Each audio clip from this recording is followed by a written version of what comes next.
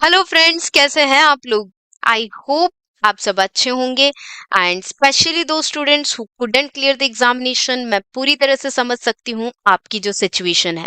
जो लोग नवंबर 23 attempt clear नहीं कर पाए हैं और जो शिफ्ट हो रहे हैं from old syllabus to the new syllabus, old scheme से न्यू स्कीम में जाना पड़ेगा और मई 24 में उन्हें अटेम्प्ट देना पड़ेगा। सो काफी सारा कंफ्यूजन है उनके माइंड में for the subject of law. क्या क्या चेंजेस मेजरली आए हैं, क्या क्या ट्रांजिशंस हुए हैं from old to new scheme.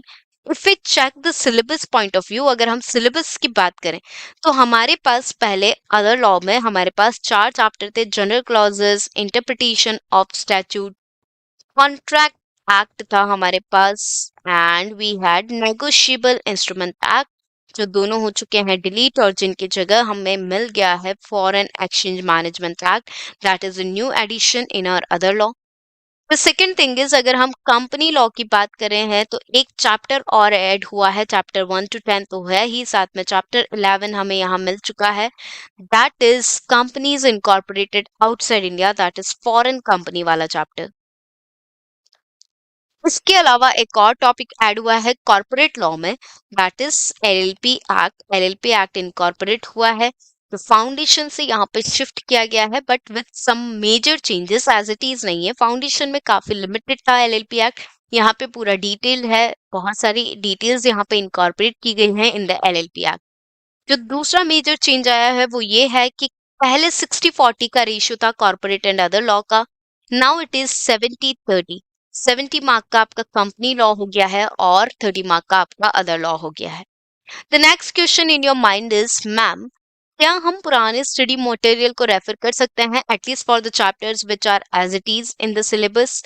तो यहाँ पे मैं आपको बोलूंगी कि please please please refer new study material only, क्योंकि भले ही ये चैप्टर सिमिलर है, 1 to 10 chapters are similar, but इनमें भी काफी सारे रूल्स इनकॉर्पोरेट हुए हैं, फॉर्म नंबर्स इनकॉर्पोरेट हुए हैं। Let's say an example, chapter of audit and auditor, chapter number 10। Chapter number 10 में अगर आप पुराना सिलेबस या पुराना मॉड्यूल देखेंगे तो वहां पे कॉस्ट रिकॉर्ड्स की जो बात की गई है ना, कॉस्ट रिकॉर्ड्स, वो कॉस्ट रिकॉर्ड्स हार्डली एक पेज में खत्म हो जाता है और यहाँ पे हमको ये कॉस्ट रिकॉर्ड्स के बारे में 4 to 5 पेजेस में डिटेल्स दी हुई है, राइट।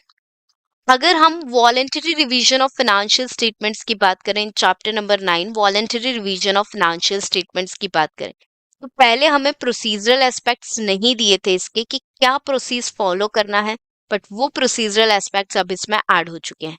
मतलब हमें न्यू स्टडी मटेरियल ही रेफर करना रहेगा और न्यू सिलेबस को हमें न्यू बुक से ही पढ़ना पड़ेगा। आपकी ओल्ड बुक्स आपका साथ नहीं दे पाएगी, आपको नए बुक्स से ही इस पूरा पूरा सिलेबस कवर करना रहेगा। अब यहाँ पे जो न्यूली इंसर्टेड चैप्टर है foreign exchange management act, LLP act या फॉरेन कंपनीज, इनको हम कैसे पढ़ें।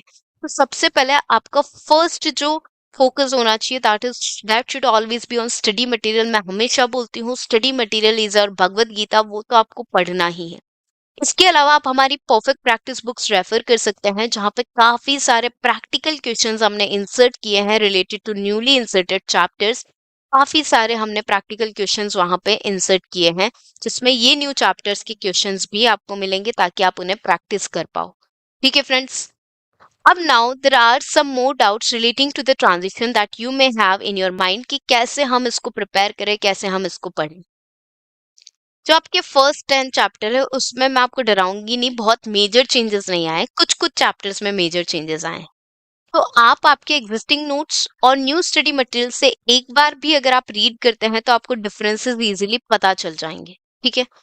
Foreign company, foreign exchange management act, LLP act, ये आपको थॉरली इन डिटेल करना पड़ेगा because completely new for you, because students you have not studied in your earlier attempt. For general clauses and interpretation of act it is quite similar, काफी similar है, कुछ भी नया addition नहीं है इसमें, तो आप इसको एज इट इज रेफर कर सकते हो if you have some notes, क्योंकि इसमें कोई मेजर चेंजेस नहीं है।